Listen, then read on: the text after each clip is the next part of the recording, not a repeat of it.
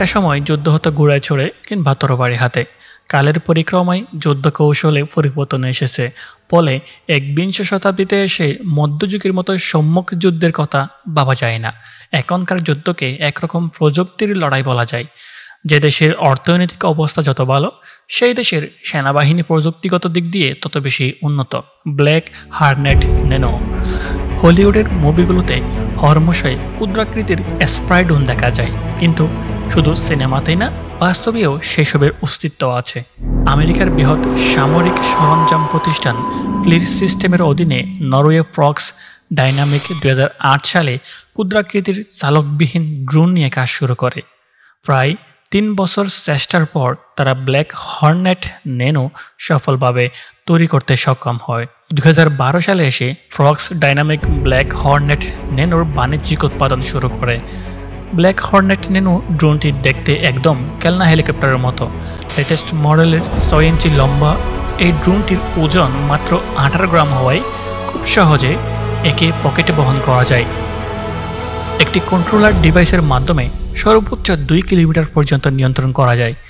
ব্যাটারিতে full charge থাকা অবস্থায় ঘন্টায় সর্বোচ্চ 21 কিলোমিটার বেগে টানা 25 মিনিট উঠতে পারে এই ড্রোনটি। ওড়ার সময় শব্দ এতটাই কম যে সর্বোচ্চ 100 মিটার উচ্চতায় ওড়ার সময় ড্রোনটি দেখে অনেকেই একটি ছোট পাখি ভেবেই ভুল করতে পারেন।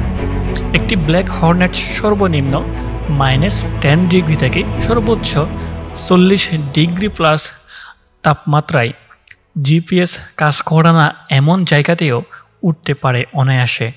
ফলে এর মাধ্যমে কোনো দুর্গম গুহায় উৎপেতে থাকা শত্রুপক্ষ বা আটকে পড়া শ্রমিক কিংবা অভ্যন্তরীণ অবস্থা পর্যবেক্ষণ করা সম্ভব।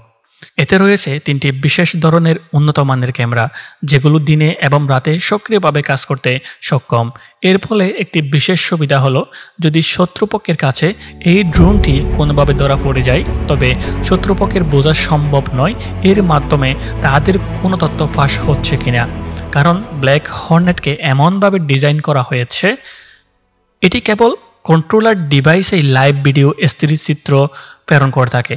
ড্রোনটির মধ্যে আলাদা কোনো স্টোর নেই যেখানে ভিডিও সংরক্ষিত থাকবে।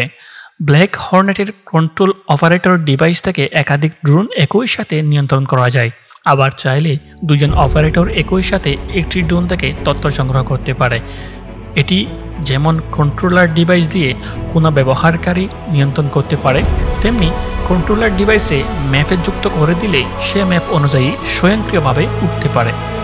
2016 সালের সেপ্টেম্বরের মধ্যে PD-100 ব্ল্যাক হর্নেট 19টি নেটো মিত্র দেশের সামরিক বাহিনী দ্বারা ব্যবহার করা হয়েছিল।